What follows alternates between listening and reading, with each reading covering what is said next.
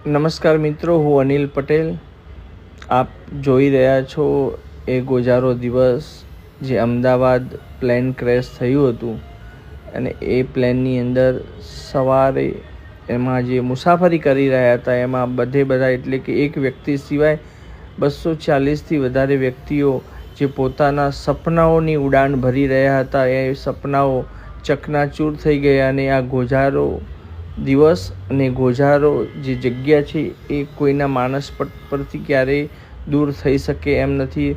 Routine રસ્તાની નજીક જ આવતું આ સ્થળ ક્યારેક ત્યાંથી પસાર થતાં દરરોજ એ જ ચિત્ર નજરની સામે આવે અને ખૂબ દુઃખ લાગે.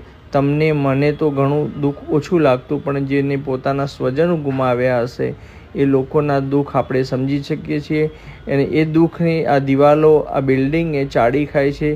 જય હિન્દ.